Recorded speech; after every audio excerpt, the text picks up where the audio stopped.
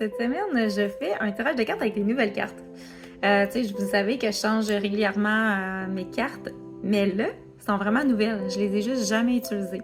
Je suis allée à une conférence de Marie Gervais, puis ils en vendaient. Donc, je me suis dit, pourquoi pas? Vous savez comment j'aime les cartes? Donc, je vais y aller avec ceux-là cette semaine. Donc, comme à l'habitude, on s'ancre les pieds bien à plat au sol. Ça va prendre 2-3 minutes, puis tu vas avoir un message clair pour ta semaine. Peu importe le moment où tu tombes sur cette vidéo-ci. Alors, prends le temps de grounder tes pieds bien à plat au sol. Tu vas prendre une bonne inspiration en fermant les yeux. Expire, relâche les épaules.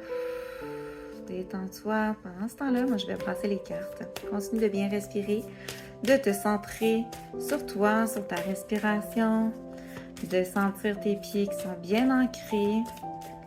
Et au moment où je vais claquer des doigts, il va y avoir le chiffre 1, 2 ou 3 qui va te venir en tête et ce sera le bon chiffre de la carte que tu as besoin d'entendre pour ta semaine. Continue de bien respirer, garde les yeux fermés, fais confiance. Maintenant, 1, 2 ou 3. Simplement se référer au bon chiffre de la carte. TikTok, YouTube, on continue d'écouter la vidéo et vous pouvez avancer jusqu'au numéro de votre carte qui va être bien indiqué. Pour les autres, simplement regardez la vidéo de votre carte. Alors, pour ceux qui ont choisi la carte numéro 1, maîtriser le lâcher-prise des émotions. Nos émotions sont changeantes et nous devons en être conscients. Deviens témoin de tes émotions et observateur de tes réactions. Tu n'es pas l'émotion. Elle doit passer par toi et ne doit pas rester en toi. Les émotions, c'est vraiment un indicateur qu'il y a quelque chose qui ne nous convient pas. Il y a quelque chose qui nous convient parce que ça peut être une belle émotion. Mais dans tous les cas, prends le temps de la vivre, cette émotion-là. Surtout si c'est... encore là, je dis surtout. L'émotion de la joie, vis-la pleinement.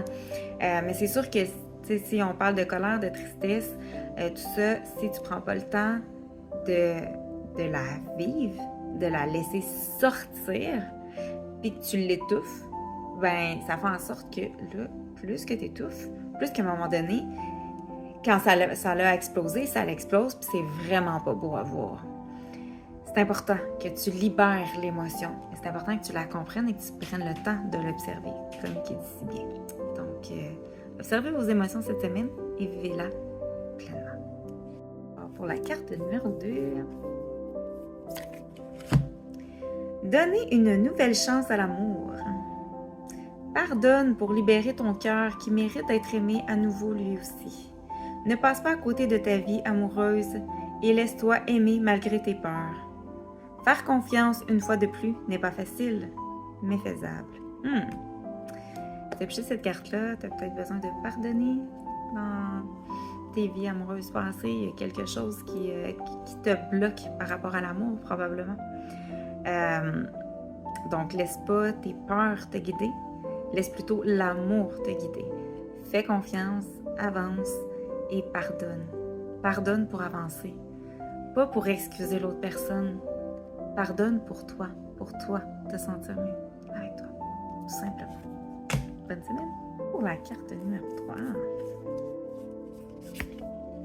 3. Ouf, c'est une grosse carte. Apprendre à affronter ses peurs. Ne pas se laisser contrôler par une peur est un choix. Cela créera sans doute un inconfort et un sentiment de vide.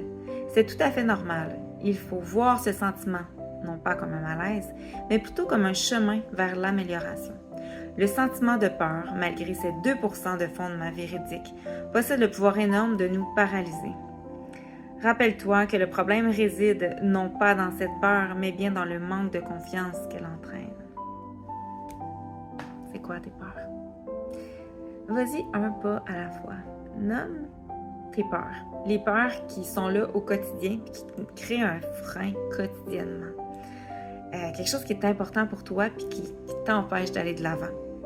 Prends le temps de les écrire, puis choisis-en un là-dedans. Puis vas-y un pas à la fois pour gagner confiance puis pouvoir te libérer de cette peur-là. Il n'y a rien de plus élevant, OK, pour augmenter son estime de soi, sa confiance en soi, que d'être fier de soi. Quelqu'un qui a confiance en soi, c'est quelqu'un qui ose dans la vie, qui n'a pas peur. Oui, tout le monde a des peurs, mais plus que tu as confiance en toi, plus que tu oses. Donc, pour élever la confiance en toi, eh bien, surpasse-toi petit à petit à tous les jours.